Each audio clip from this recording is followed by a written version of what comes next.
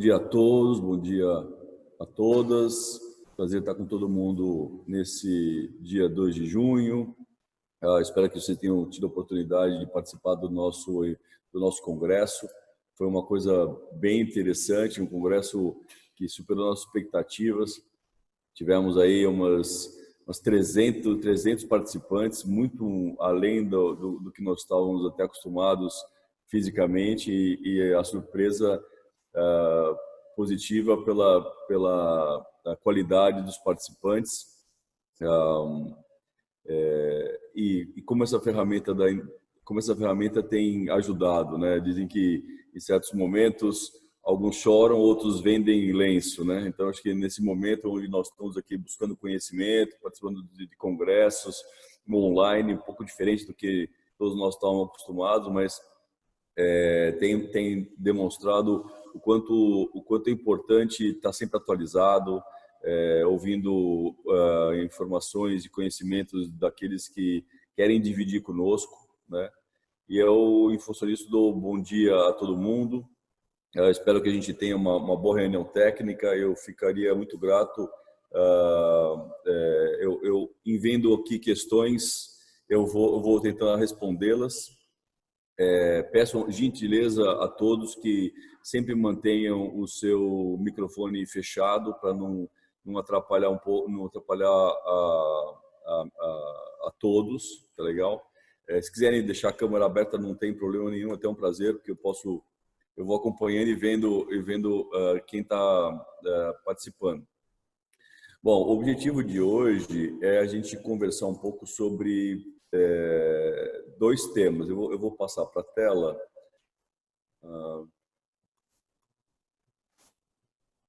Muito bem. O objetivo de hoje é nós tratarmos sobre o PIS/COFINS. Deixa eu só diminuir um pouquinho aqui para mim, um minutinho. Isso. Eu vou falar sobre a questão do PIS/COFINS não cumulativo no conceito de insumo.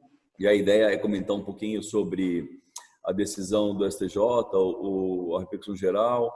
E aí eu tenho um caso que fala sobre catering, que é a empresa que faz o serviço de aeronáutica. Ela faz o handling e o catering, então eu vou comentar sobre a questão do catering, né? do handling, perdão. E é interessante porque são poucas as decisões que tratam sobre insumo de serviço. Muito normal a gente ver insumo em mercadoria, em produção, principalmente, em comércio e produção, mas em serviço não é muito comum de acontecer. Por isso que eu trouxe essa decisão para esse nosso fórum. E a segunda, uma decisão que me chamou também bastante atenção, é a que trata sobre a incidência do ISS sobre rateio de custos, o tratado Cost Sharing.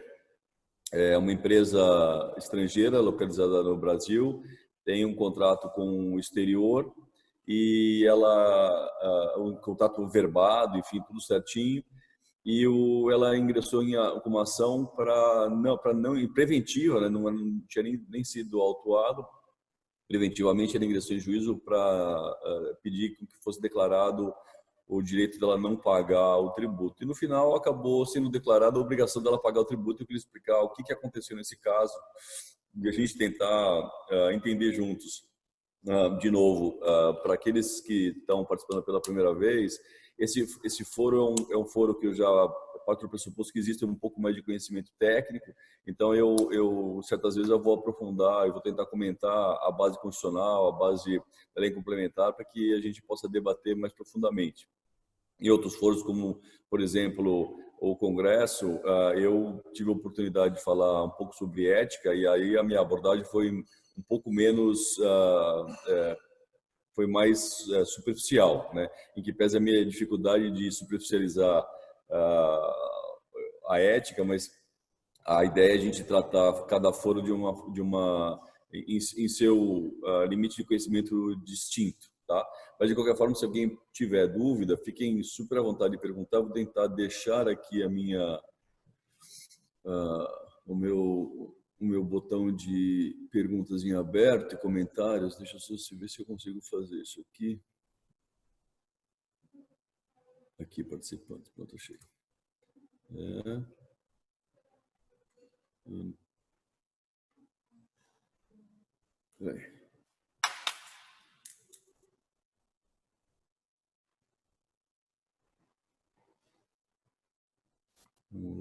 perguntas aqui. Pronto, achei.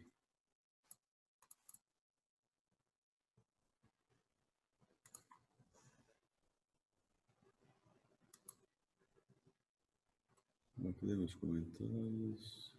Assistente. Ok. Bom, vamos lá. Então, no nosso primeiro slide, nós vamos falar sobre esse acórdão do CARF, acórdão 301003. É uma empresa chamada Gate Group. Então, o papel dela é fazer serviços para aeronaves, serviços em aeroporto. Então, tem uma empresa internacional também, tem vários tipos de serviços diferentes. E aí a decisão, eu sempre tomo com cuidado, dar uma lidinha rápida na ementa e depois a gente vai discorrer sobre a decisão. Então, o que fala lá? Material COFINS, né? Conceito de insumo, conceito de insumo, não coletividade, crédito, serviço, essencialidade e relevância. O que se está usando aqui com essencialidade e relevância são as bases da decisão do STJ em recurso repetitivo, que eu vou comentar também. Então, temos lá material de higiene, limpeza. Imaginem, né? Acho que antes de mais nada, a decisão do STJ, ela trouxe um facilitador e um dificultador, que é facilitador porque determinou certos conceitos que nos ajuda muito a seguir uma trilha mais confortável, mais segura. E do outro lado, a dificuldade porque é entender que o PIS/COFINS ele está fundamentado na casualidade, ou seja, cada caso é um caso, né? Então, nesse caso, a gente tem que pensar, bom, o que é a empresa que faz esses serviços que nós mostramos, né? Ela faz alimentação, ela faz serviço de colocar sessão de mercadorias dentro do avião, etc. Então, o que eles previram? Material de higienização e limpeza, despesas com uniforme, lavanderia, análise laboratorial de comida, por serem essenciais ao bom desempenho das atividades recorrentes, são bens utilizados como insumo na atividade de fornecimento de refeições coletivas, porquanto são empregadas no consumo da atividade, ou consumidos na atividade. Logo, o dispêndio correspondente, desde que devidamente comprovado, são geradores de crédito no regime não cumulativo. E essa questão do devidamente comprovados é interessante porque eu vou falar no final, eles glosaram uma parte de que tinha sido classificada incorretamente na contabilidade. Créditos de serviço de catering e handling, remoção de incineração de lixo, regime não cumulativo, conceito de insumo, critério de essencialidade e inobservância. Impossibilidade de quê? Despesa referente à conservação e limpeza, insumos adquiridos de pessoa física, despesa de aluguel de máquina, equipamentos e prédios não se comprovaram essenciais no processo produtivo. E aí o interessante é que nós vamos ver. Então, o que a empresa tem? Catering. O que é catering? Desenvolvimento e operação de cozinhas para fornecimento de refeições para empresas, compra e administração de insumos, seleção e higienização de alimentos, produção e montagem de refeições. Então, estamos lá. É mais ou menos aquilo, né, olhando essa bandejinha, né, que muitos de nós sentimos saudades, né, das nossas viagens. E também tem o handling, que são os serviços aeroportuários. Então, fica restrito em transporte, lavagem, montagem, embarque e desembarque de equipamentos de propriedade de companhias aéreas nas aeronaves. E aí é mais ou menos isso que a gente vê, o transbordo de carga, etc. Bom, qual é a base legal dessa história nossa aqui? Nesse caso, eu não achei necessário começar pela Constituição Federal, vamos diretamente à Lei 10.637 e também a 10.833, que traz o mesmo texto. Aonde que nós estamos falando? Nós estamos falando do inciso 2º e o inciso 5º. O que fala a lei? Do valor apurado na forma do artigo 2º, fala a base de cálculo, poderá descontar, ou a pessoa jurídica poderá descontar créditos calculados em relação a. Né? Então, lembra, nós estamos falando sobre PIS/COFINS não cumulativo. Então, o que ela dá direito? Bens e serviços utilizados como insumo na prestação de serviços e na produção ou fabricação de bens ou produtos destinados à venda, inclusive combustíveis e lubrificantes. E aí eu tirei um pouquinho do texto porque era questão de revenda e alguma questão de veículo específico que eu optei por suprimir, uma vez que não é o caso. Temos também arrendamento, aluguel e também máquinas, equipamentos e outros bens incorporados ao ativo imobilizado, adquiridos ou fabricados para alocação a terceiros ou para utilização na produção de bens destinados à venda ou produção de serviços. Então, olha que interessante. O segundo e o sexto, perdão, eles têm algumas características similares, que são prestação de serviço na produção ou fabricação de bens ou produtos destinados à venda. Essa limitação coloca de fora o varejo. Então, no varejo, não tem insumo.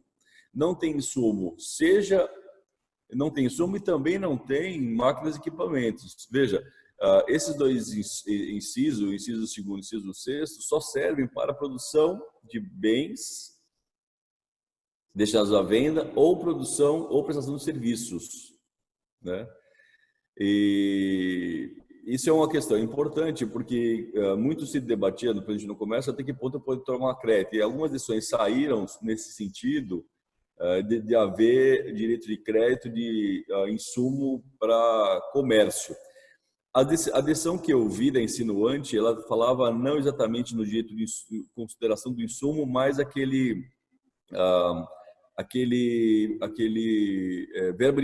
verba VPC, verba de publicidade, que é um encontro de contas, como se fosse um cost sharing, é muito mais similar ao cost sharing do que a um conceito efetivo de insumo.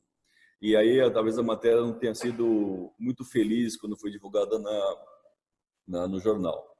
Agora, quando a gente começa a debater o problema do insumo, que abriu um dilema desde 2002, porque o insumo é um conceito genérico e todo mundo queria determinar qual era esse conceito de insumo.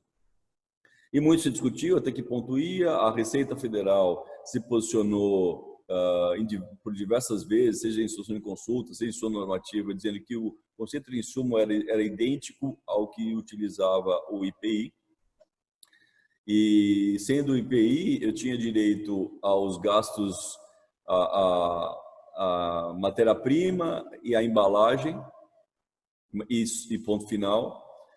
E aí fica um grande debate. Os contribuintes já por outra ótica, até entendendo que os custos têm que estar diretamente associados às receitas, entendiam que a matriz do IPI era totalmente diferente da matriz do PIS/COFINS, e por tal eu teria que ter uma base de créditos muito mais ampla, porque eu tinha direito, eu era obrigado a pagar PIS/COFINS e ainda sou agora novamente a pagar PIS/COFINS sobre despesa financeira, tinha pagamento sobre JCP, tinha vários outras bases de cálculo que não eram simplesmente como era o IPI, que é a produção e venda de mercadorias, ou eventualmente como é o ICMS, que também são relativamente próximos, que é a produção e circulação de mercadoria.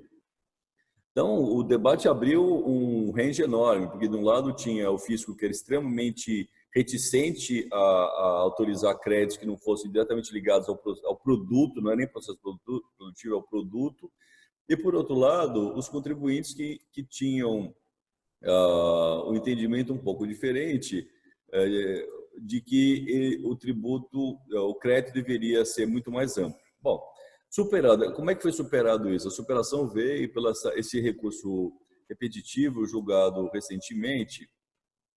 Deixa eu passar aqui.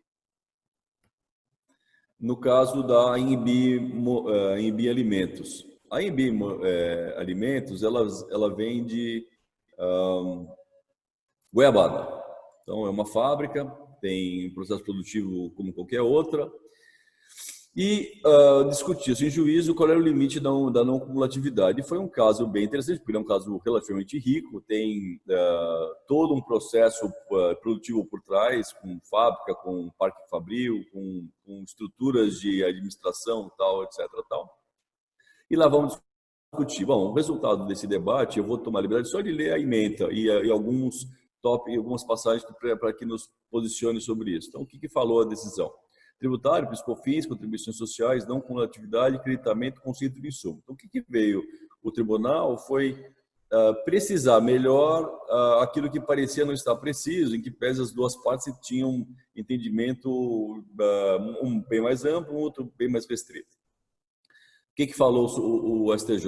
definição restritiva da compreensão de insumo proposta na IN 247 e 404 da Secretaria da Receita Federal desrespeita ao comando contido no artigo 3º, inciso 2º, que eu acabei de ler para vocês, que contém rol exemplificativo. O conceito de insumo deve ser auferido à luz dos critérios de essencialidade ou relevância, ou seja, imprescindibilidade ou importância de determinado item, bem ou serviço, para o desenvolvimento da atividade econômica desempenhada pelo contribuinte. Então, veja, em que pese a dificuldade de associar essencialidade à relevância, porque são conceitos um pouco diferentes, e também imprescindibilidade, o que tentou mostrar o STJ é que o acesso a esses créditos não é tão restrita quanto determinou a Receita, que equiparava o PIS/COFINS ao IPI. A essencialidade que são aqueles créditos que o conceito de essencial é aquilo que é e somente será daquela forma, não pode ser de outra. Irrelevante o que é importante. Então são coisas um pouco diferentes. Mas de qualquer forma, o que nós estamos falando aqui? Tudo que tem a ver com a produção da crédito. Então, em que itens, aí só um pouquinho da explicação do STJ em relação à essencialidade. Essencialidade é aquele item do qual depende intrínseca e fundamentalmente o produto ou serviço, constituindo elemento estrutural e inseparável do processo produtivo ou da execução do serviço, ou quanto menos a sua falta lhes prive a qualidade, quantidade ou suficiência do produto. E é interessante que ele é inseparável do processo, essa é a palavra-chave aqui. O que a Receita, o que as INs falavam, era sobre produto, o que a gente fala aqui é sobre processo, então é uma visão um pouco... olha a fábrica ou o processo produtivo como um todo e todos os gastos necessários para aquele processo produtivo. E aí o interessante disso, como eu estava falando, é que ele tem essa lição muito boa, porque ele clarificou e ao mesmo tempo demonstrou que essencialidade ou os créditos eles têm relação com aquela fábrica propriamente dita, ele não cabe em qualquer negócio. Eventualmente, uma outra coisa a gente consegue aproveitar, mas o detalhe, a individualidade, ele é o ponto mais importante na avaliação do PIS/COFINS, porque mesmo competidores que têm certa identidade no produto vendido ou fabricado ou prestação de serviço, pode haver certos detalhes que façam que gerem o direito a crédito para uma e não de outro determinados bens.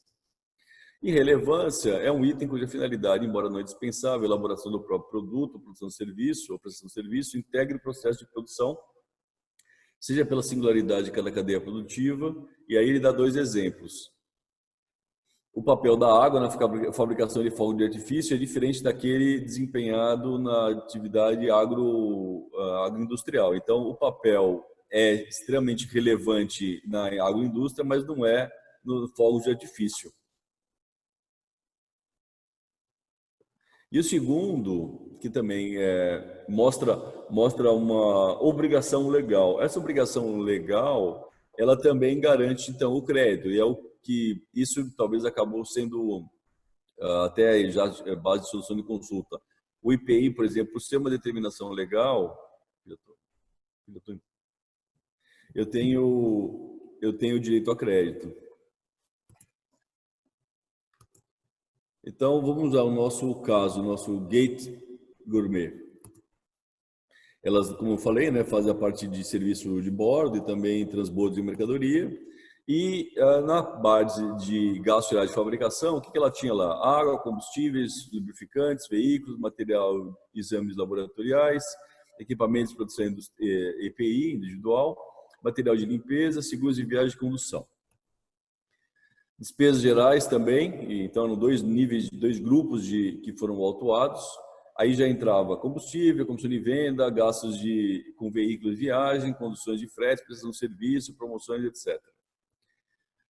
Os itens que foram cancelados, eles foram mantidos, foi material de higiene, uniforme, lavanderia, remoção e incineração de lixo, análise laboratorial de comida e insumos adquiridos por corporativa. Ou seja, tudo aquilo que de alguma forma participa direto e indiretamente do processo produtivo, mesmo os uniformes, lavanderia, porque é obrigado a ter o uniforme, né? O IPI, de forma comparativa aqui, ela é obrigada a ter uma gestão de higiene muito forte, que trata de comida.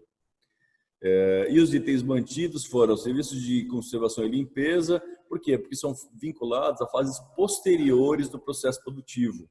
Dado, imagine, nós temos aqui um processo fabril, esse processo fabril ou um processo de produção, prestação de serviço, e o que está vinculado dentro desta fase é o que dá direito. O que posteriormente ligado à empresa, mas não está ligado a esta fase, insumo não seria, poderia ser outra coisa. Também foi glosado itens adquiridos de pessoa física, que também tem proibição na lei expressa, e também despesas com aluguéis e máquinas, o que a norma não previu limitação. Se vocês olharem a norma, ela trata especificamente do PIS/COFINS, do direito a crédito do PIS/COFINS no aluguel de máquinas, mas o fisco glosou. Por quê? Essa é uma questão importante. Por que o fisco glosou? Porque dentro da conta existiam outros elementos que não eram relação direta com máquinas, equipamentos e prédios. Então, o que fala no inciso C? Só para repetir. Máquinas, equipamentos e outros bens incorporados a ativo imobilizado, adquiridos e fabricados para alocação a terceiro para utilização na produção de bens destinados à venda ou produção de serviço. Veja, se eu produzo algo e tenho direito a crédito de insumo, mais ainda maquinário. Se a gente for olhar ainda na locação, a locação sequer tem restrição. A locação, ela fala no inciso 4º, aluguéis de prédio, máquinas e equipamentos pagos à pessoa jurídica utilizados na atividade da empresa. Então, é um pouco diferente. Olha que interessante. O inciso 4º, que fala sobre a locação de maquinário, ela fala sobre maquinário utilizado na atividade da empresa. Então, em tese, quando a gente fala de máquina, de locação, até um pouco diferente de depreciação, a locação não há qualquer restrição. Só que o que a Receita fez, e por isso que eu chamei a atenção, ela foi avaliar detalhadamente a base contábil para entender o que compunha os lançamentos na conta de locação de máquinas e equipamentos. E lá dentro tinha água, energia, limpeza de pátio, fornecimento de crachá, acesso à viatura de pátio, tinha locação também de estacionamento, ou seja, uma série de despesas que não tinham qualquer relação com locação.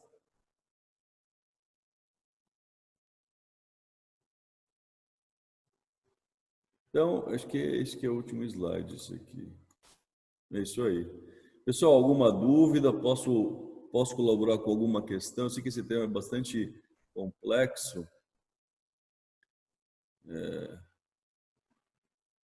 Ver se eu consigo. Se quiserem, chat. Ok, achei aqui. Pronto.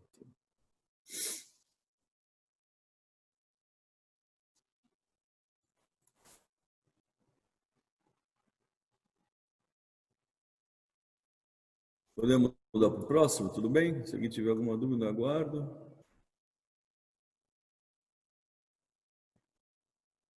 Opa, vamos lá. Pergunta qual o seu entendimento do crédito do PIS/COFINS sobre ativos? Reinaldo, se puder ser um pouco mais específico na pergunta, eu posso te ajudar. Bom, eu vou tentar responder de forma ampla, e depois se faltar alguma coisa você me avisa. Veja, eu tenho na lei eu tenho 3 possibilidades. Eu tenho o direito a crédito sobre depreciação, que desde 2012 eu posso tomar integral.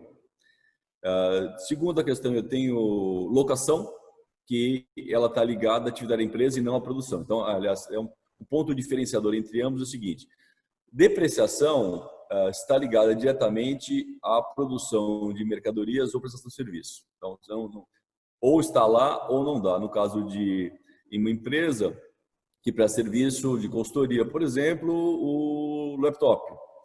No caso de uma empresa de composição gráfica, o maquinário, né?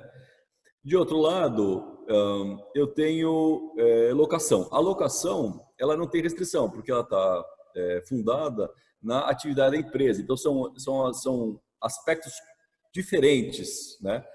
Quando o legislador escreveu a lei, ele autorizou mais, ele concedeu um crédito mais amplo quando relacionado a aluguel, porque colocou o complemento de atividade da empresa do que quando eu falo em depreciação, né?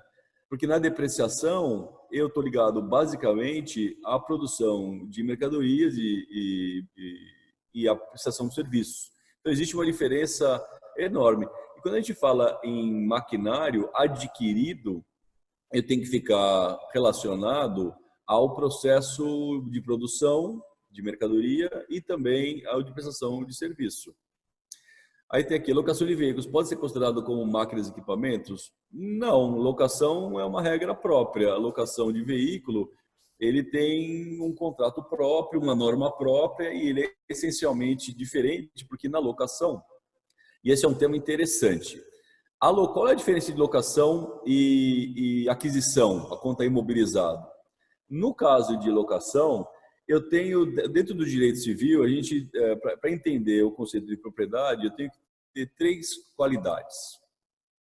Eu tenho que ter direito de uso, de gozo e de disposição.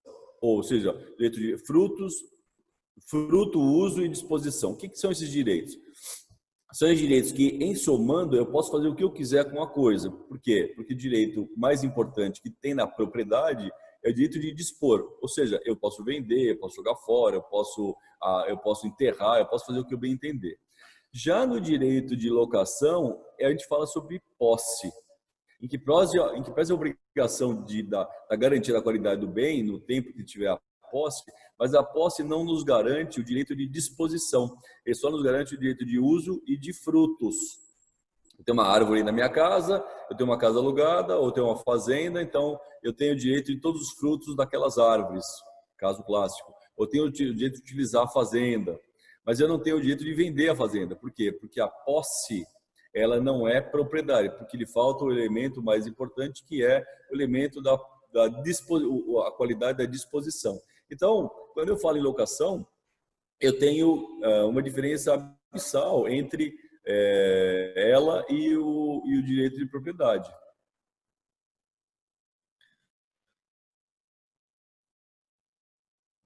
Mais uma pergunta aqui. Com o conceito de insumo, cita em relação ao crédito na atividade comercial com base no conceito de insumos e atividade. Pois aqui quem falou foi o Reinaldo. Reinaldo, esse é um problema seríssimo. O conceito de insumo no comércio ele é bem restrito. Aliás, não tem. Então, tem que tomar muito cuidado, porque o varejo ele não apresenta essa possibilidade de processo produtivo, a não ser que haja um processo produtivo efetivo dentro do varejo. Aí é uma outra discussão. Mas, de regra geral, nem todas as redes de supermercados têm um processo produtivo real, tá bom? Outra pergunta aqui, a prova é fundamental nessa discussão, verdade. Assim, você entende que a produção probatória no processo administrativo é superior, inferior ou igualitária à produção de prova do processo judicial? Poxa, é uma excelente pergunta. Eu diria que a prova ela é excepcionalmente uma prova excepcionalmente bem feita, ela é extremamente importante. Por isso a guarda dos arquivos, a fundamentação do porquê daquele crédito, uma análise em loco para validar se dá ou não direito a crédito, se faz parte ou não do processo produtivo, etc. Tal. Quando a gente fala, acho que tem uma diferença interessante, não que a prova seja diferente, a prova é a mesma, talvez os agentes sejam diferentes. No processo administrativo é o fisco que faz a diligência, no caso do judicial é um perito, entre as duas partes o alimentam de questões, são os quesitos.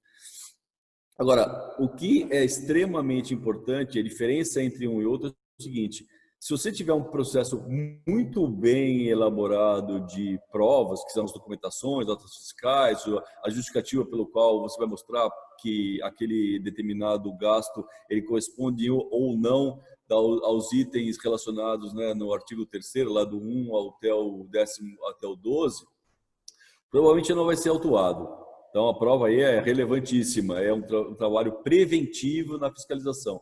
Segundo, no processo, na eventual ocorrência de uma autoinfração, eu ainda não tenho um contencioso judicial, ou seja, eu não tenho que colocar garantia, eu não tenho os honorários, que chamam de honorários advocatícios da União, no caso de federais, que são altíssimos, 20% do valor da causa, eu ainda não tenho problema de certidão negativa.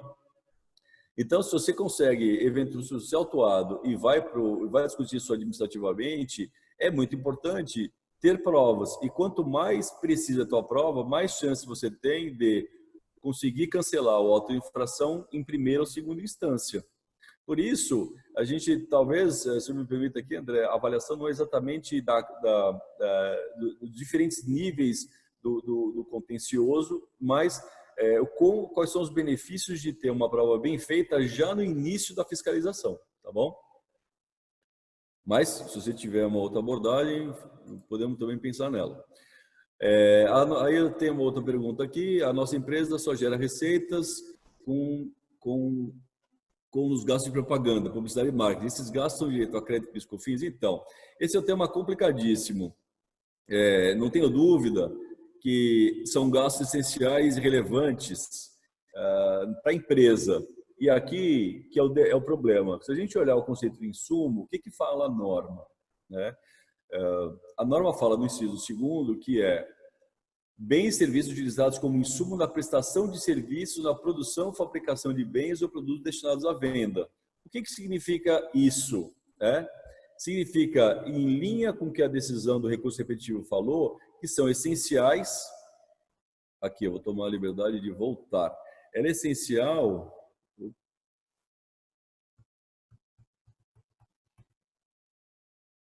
Vamos lá. Aqui, ó. Aqui, ó. Essencialidade, relevância e imprescindibilidade, né? Em que? No processo produtivo. Gente, eu não sei o que é esse rabisco vermelho na minha tela. Mas, infelizmente, a tecnologia tem ajudado a todos, mas eu não sei de onde veio isso aqui, não é obra do além.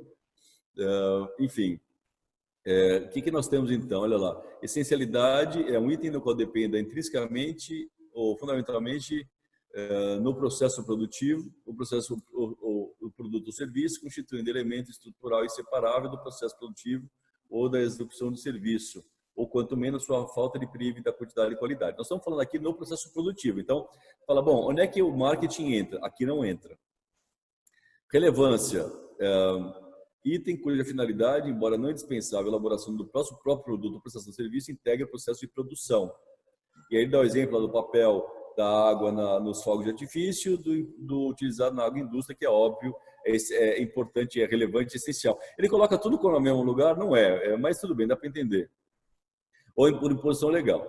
E aí o que acontece?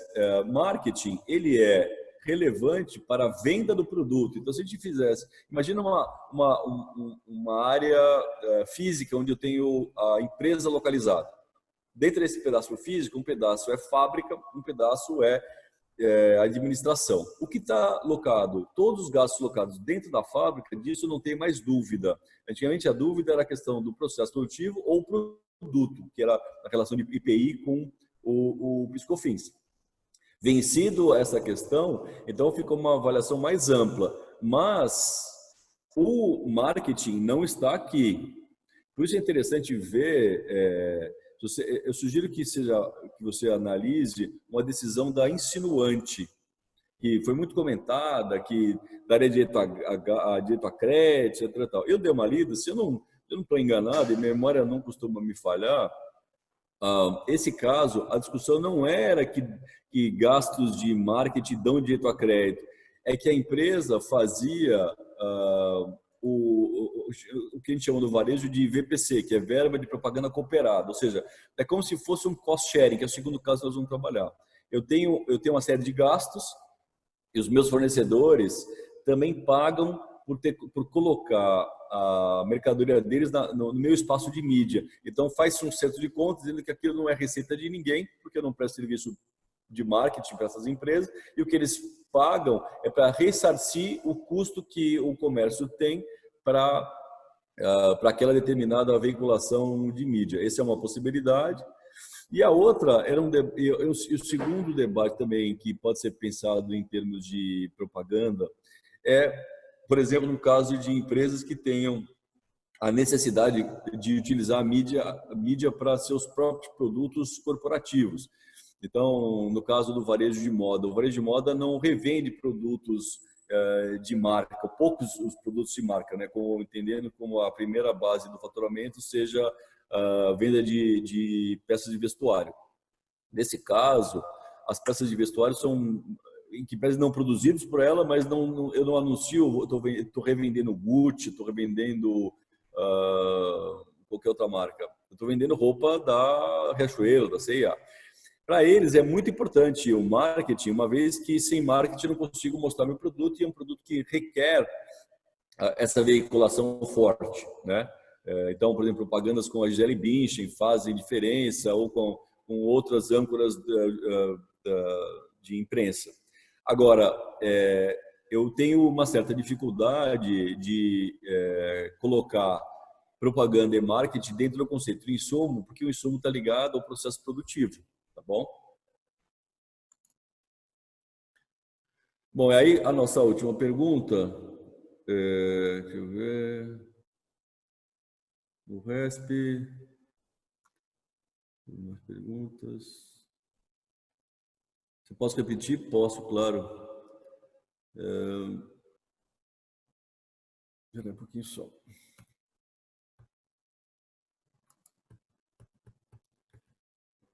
O RESP é o número... Eu não notei, peraí. Depois eu passo para você, Antônio Carlos. No finalzinho, a hora que eu estiver fechando aqui a tela, eu passo para você, tá? Que eu realmente não coloquei aqui na apresentação.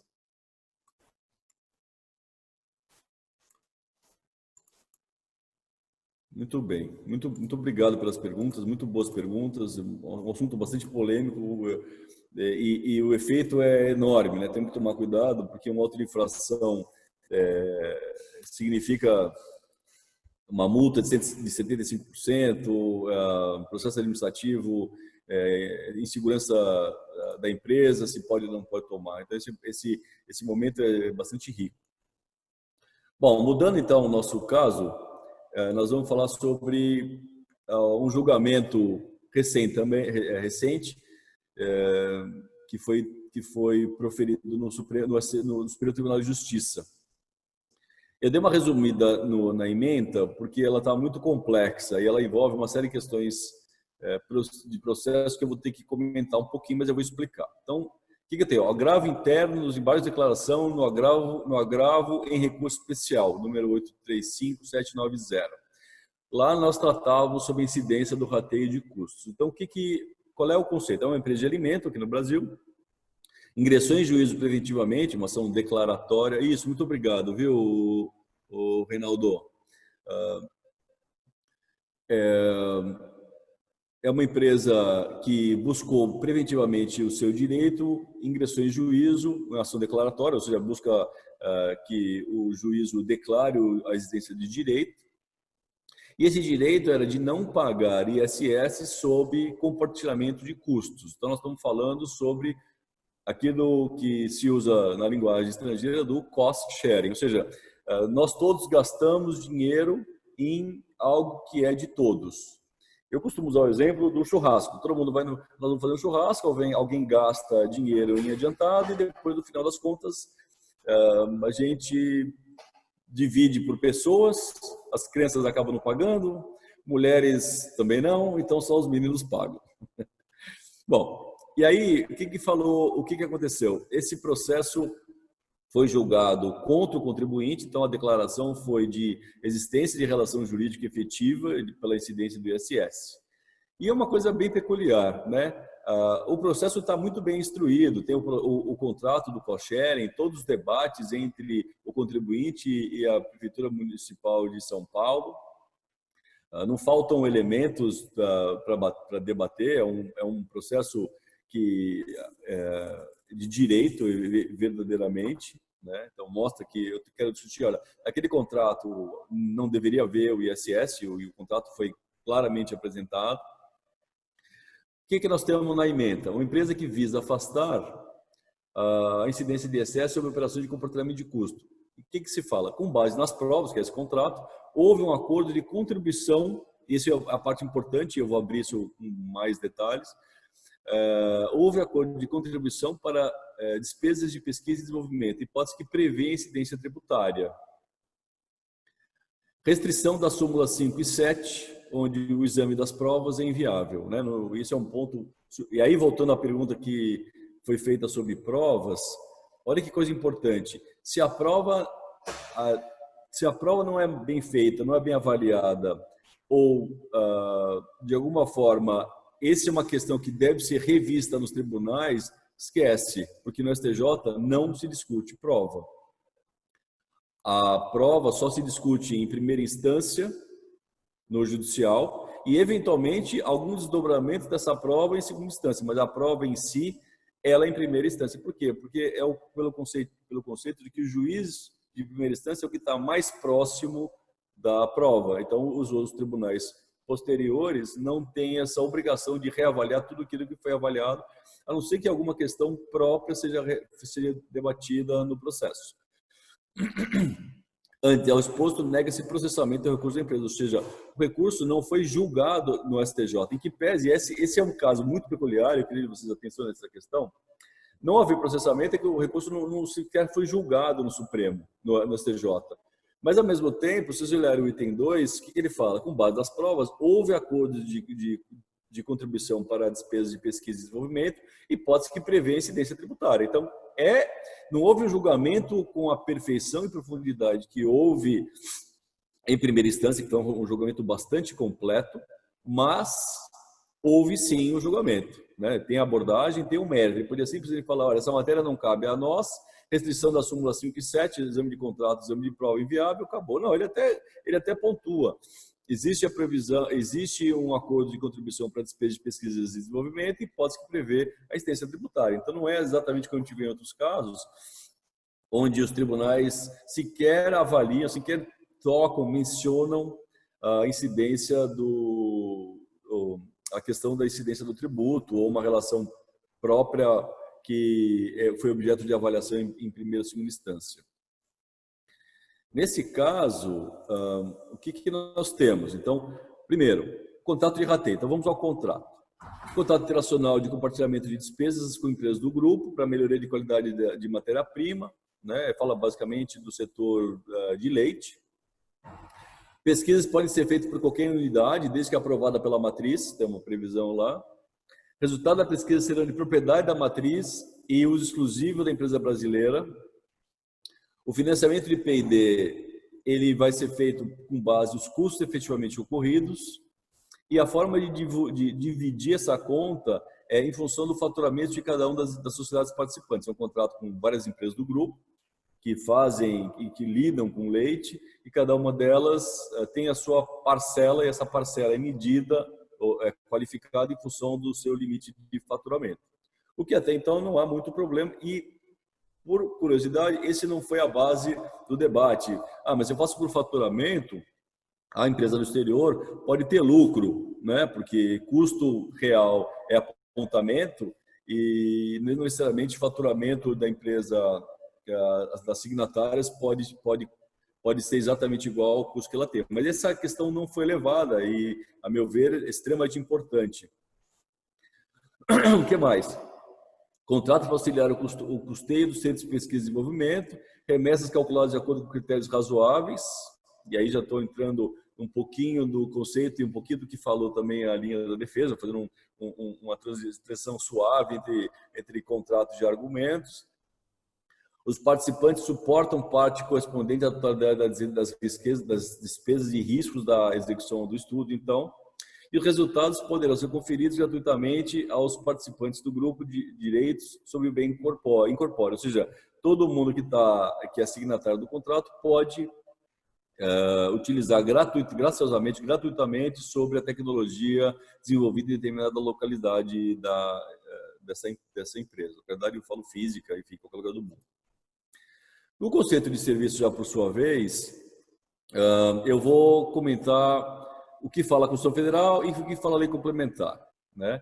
O que fala a Constituição Federal? Compete aos municípios instituírem tributos sobre serviços de qualquer natureza não compreendidos no artigo 155, inciso 2º, que fala sobre o ICMS. Tem um grande conflito tributário, né, entre a dificuldade de divisão entre o ICMS e o ISS. Então, o que fala a Constituição Federal? Tudo que é serviço que não está na base do ICMS, e lá eu tenho transporte e também comunicação, então seria ISS. E no ISS também uma série de restrições, né? A norma fala tudo que não tiver menção clara que tenha também incidência de ISS, de ICMS, como por exemplo no caso de prestação de serviço com fornecimento de mercadorias, essa em regra geral tem incidência dupla, seja do ISS, seja do ICMS. Bom, a Lei Complementar 116 veio a clarificar, né? Eu não vou falar instituir porque o ISS já era instituído no CTN, mas ela veio a dar uma nova roupagem ao ISS que antigamente estava lá nos artigos do Código Tributário Nacional. O que falou o artigo 1º? O imposto sobre serviços de qualquer natureza de competência dos municípios e Distrito Federal tem como fato gerador, e aí sim a parte importante, prestação de serviços, então prestação, verbo de fazer, de quê? De serviços, constante na lista anexa. Por isso tem um rol enorme de possibilidades. Alguns debates sem fim entre o limite daqueles determinados termos, então se entende que é uma lista que deve ser avaliada extensivamente. De qualquer forma, a lista ela é bastante complexa e ficam poucas coisas para fora. E tudo que fica para fora é uma grande dificuldade para saber até que ponto aquilo está dentro da lista ou não está dentro da lista, né? Então, por exemplo, leasing, né? O leasing de equipamentos feito por banco, e qual é o limite dela dentro da lista, né? Esse é um ponto complexo, né? Mas enfim, não é objeto da nossa conversa agora.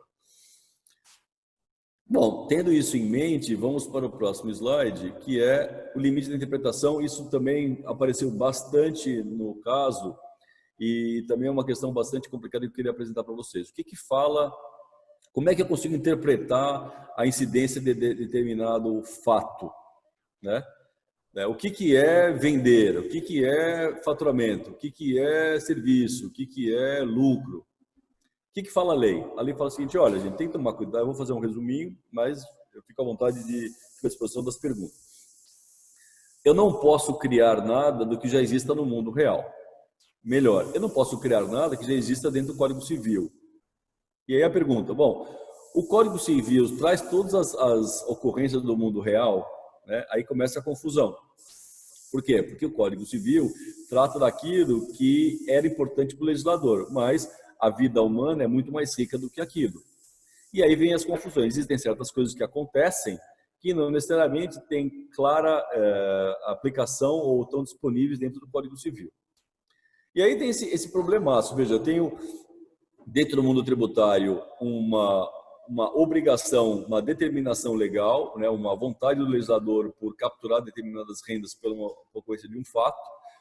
Esses fatos podem ou não estar claramente refletidos dentro do Código Civil, que é o nosso, que eu só estou antecipando a conversa, porque depois eu vou ler o texto para vocês.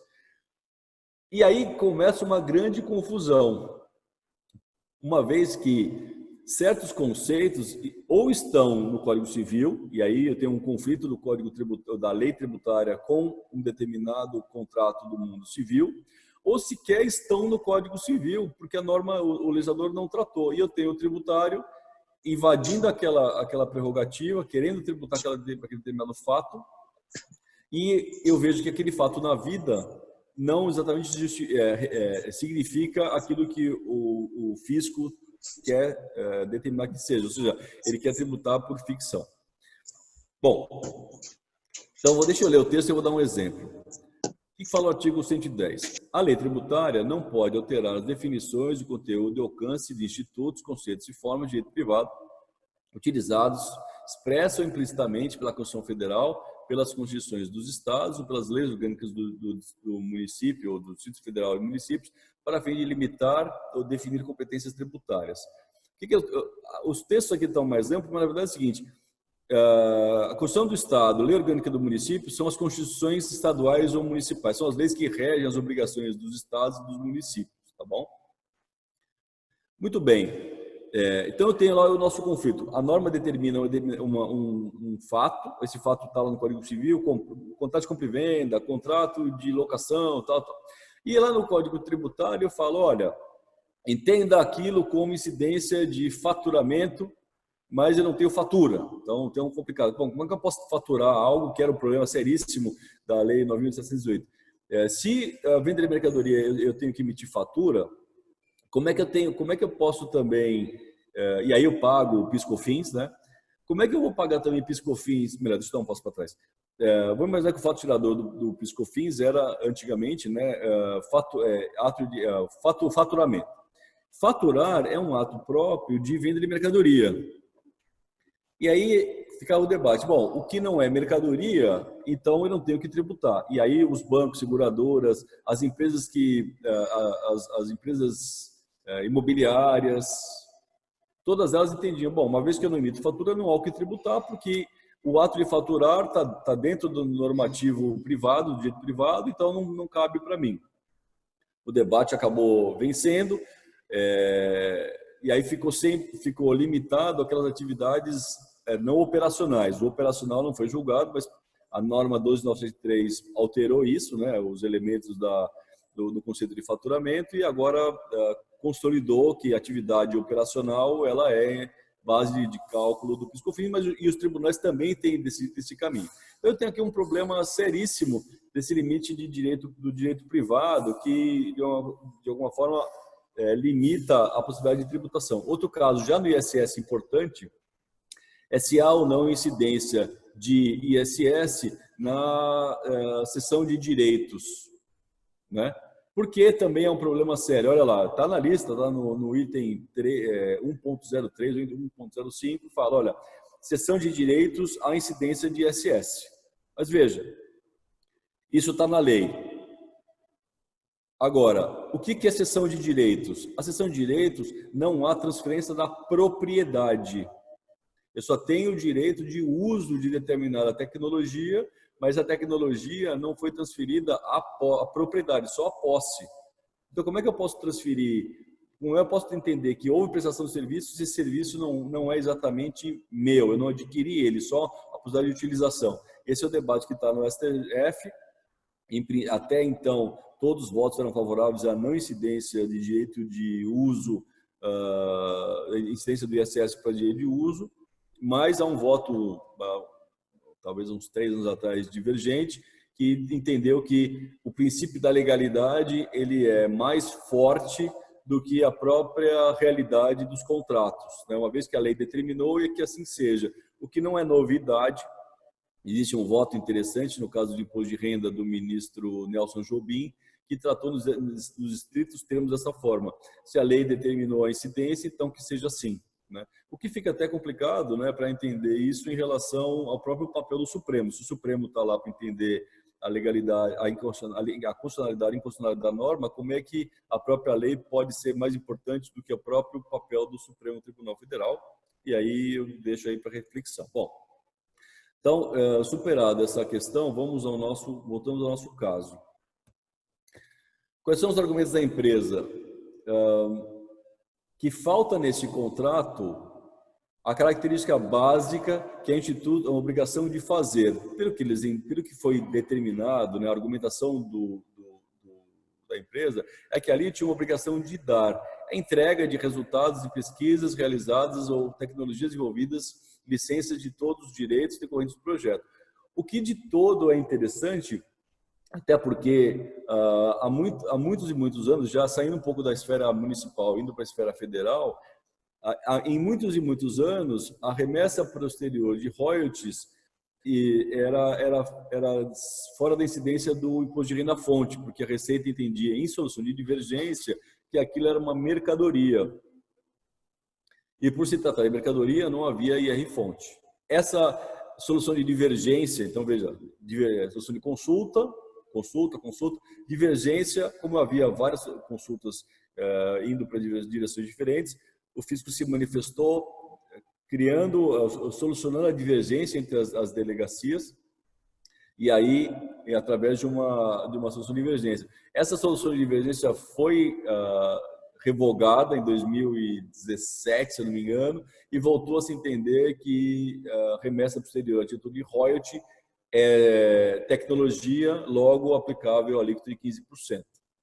Então, veja, é um tema muito complicado, realmente, quando a gente fala em tecnologia, e, aliás, aproveitando até o nosso assunto do nosso congresso.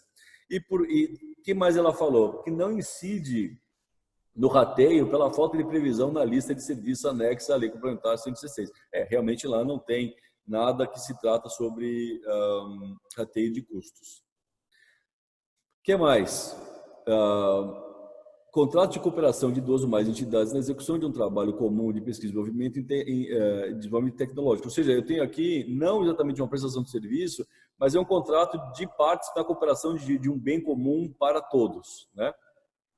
Depois, não há obrigação de fazer, e nem não há obrigação de fazer, aliás, mas apenas compartilhar os resultados da pesquisa.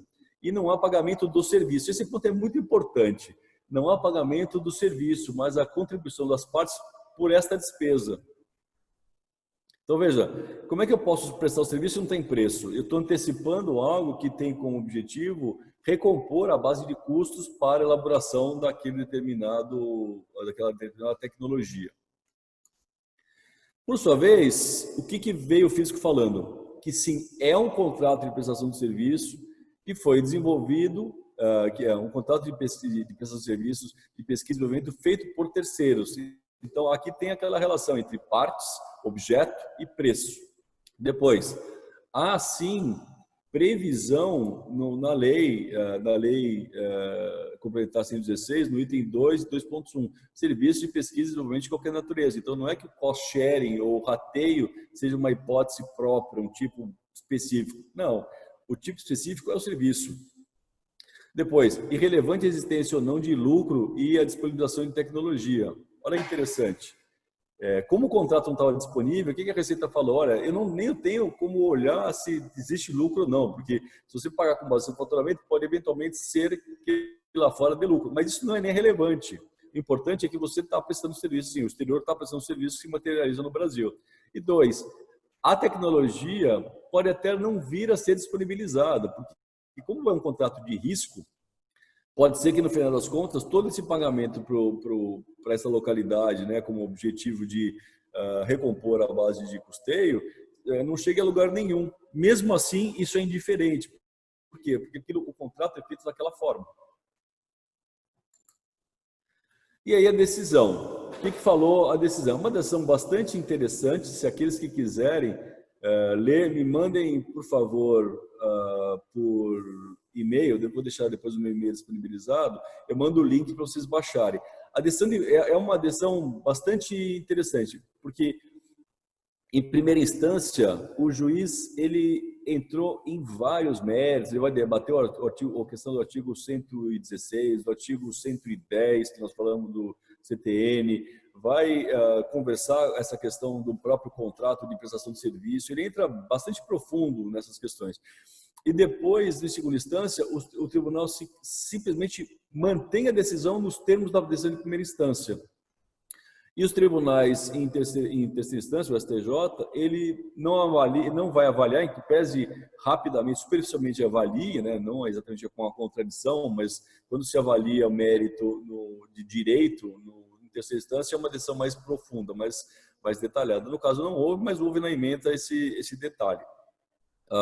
Todos mantêm a questão do que foi discutido em primeira instância. Então, vale a pena, aqueles que têm interesse nessa área, dar uma folhada e entender o porquê que foi determinado pela primeira instância a incidência, né? O que fala o julgado?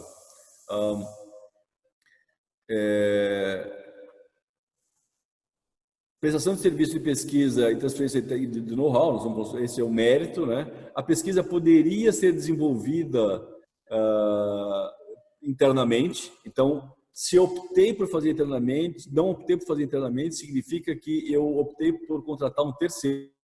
Olha o nosso problema aqui. Porque, veja, essa decisão, para mim, ela é relativamente rara. Eu até dei uma olhadinha nos tribunais sobre esse mérito. No STJ são pouquíssimas decisões sobre esse tema. E eu tenho, acho que três casos, desses três casos, um só que cost-sharing não é prestação de serviço, né? E como é que eu consigo entender que ele não é prestação de serviço para fins de tributos federais, então PIS/COFINS não tem, mas ele é prestação de serviço para fins de ISS, né? Porque, veja, se a natureza da coisa é a mesma, como é que eu posso ter duas classificações diferentes para o mesmo fato? Fato de ser transferidos recursos para o exterior para fins de pagamento de custos pela possível transferência de tecnologia.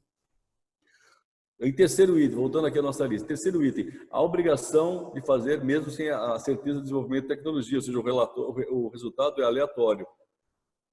Por fim, nesse slide, obrigação de fazer não encontra uma uniformidade em sentido de direito civil. Nesse caso, o que o julgador deixou muito claro? E aí eu tenho uma certa ressalva, né? Até que ponto os conceitos do mundo não são exatamente os conceitos que também estão dentro do direito tributário? Será que eu posso ter essa flexibilidade? Um fala que é uma coisa, eu falo, na lei eu falo que, no caso de cessão de direito de uso, acho um caso muito peculiar, bem claro. Se cessão de direito de uso, ele não é realmente uma prestação de serviço, prestação de serviço naquele conceito onde eu transfiro a propriedade daquela determinada matéria, né? Ou tecnologia, eu compro, é um software sob encomenda, né? Uma marca que eu contratei, o desenvolvimento de uma marca para a minha empresa é minha, né? Aquilo é meu, então eu tenho direito à propriedade sobre aquilo, e mesmo limitado a certas questões de eu posso ou não posso alterar a marca sem falar, ou a fachada de um edifício sem anuência do arquiteto, ou a estrutura do software sem conversar com o engenheiro que preparou aquilo, enfim. Mas ninguém pode usar aquilo que é meu efetivamente. Será que eu tenho essa flexibilidade mesmo do direito tributário poder criar as suas próprias realidades? Ou melhor, será que a lei pode criar realidades que não estejam dentro do mundo real? O que é uma questão de realidade, né? Sempre quando a gente debate questão de planejamento tributário, a gente vai cair nesse discurso no problema da realidade e da verdade, né? O que é realidade, né? Realidade é qualquer coisa que a lei escreveu, é um texto, eu crio, pode ser assim. Ou realidade tem a ver com, talvez, até a própria raiz etimológica da palavra, que fala sobre res, coisa, né? É uma coisa real e essa coisa tem o ser e a sua essência, né? A essência que é a matéria, a forma, eu só consigo conhecê-la através da sua forma, não consigo conhecer um cavalo sem forma de cavalo, e a matéria do cavalo é a sua própria cavalidade, o ser humano, humanidade, enfim, tem uma série de elementos por trás disso. Será que eu consigo essas flexibilizações dentro do sistema e eu vou criando realidades com textos de lei que sequer tem acesso, contato com a realidade dos fatos? É muito complicado isso, porque eu estou dizendo que algo que não é, né? E no limite disso, acaba ficando o subjetivismo, que é o que nós estamos falando aqui com um pano de fundo, né? O subjetivismo nos leva ao problema de tudo é possível, né? Tudo é possível. Então, hoje amanhã não é, eu ponho um texto assim, depois eu altero o texto, mas eu deixo de ter contato com a realidade do fato. Então, como é que eu vou analisar e determinar uma realidade se a realidade ela é só um texto, que não precisa ter qualquer correlação com um fato ocorrido entre partes, certo? Diferentemente no caso de simulação. Simulação não, simulação é uma mentira vestida de verdade, é uma outra história.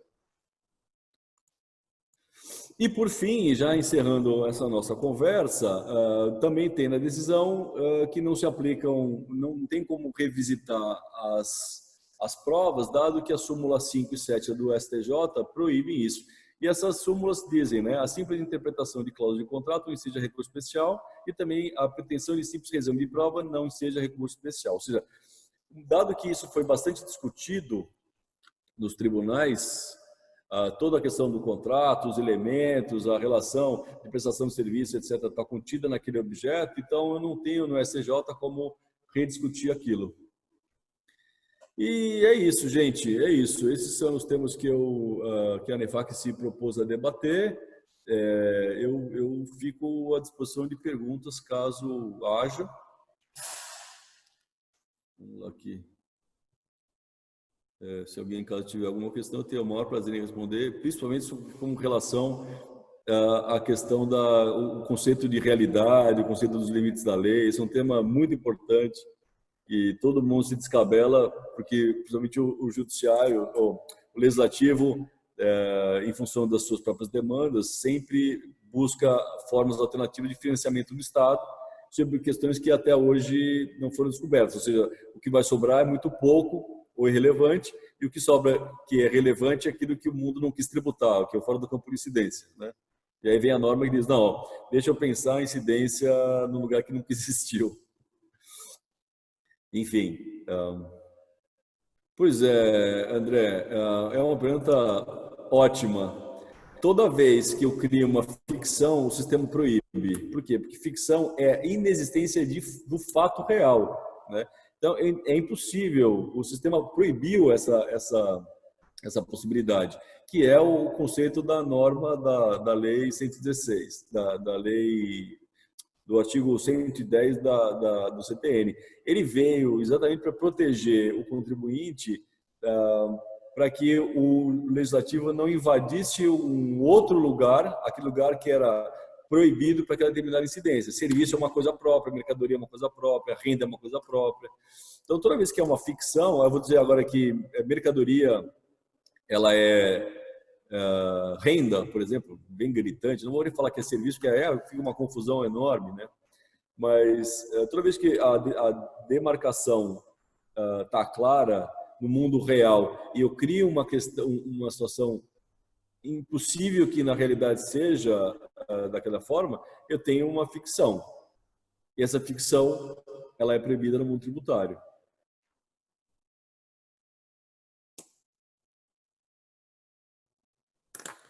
Muito bem.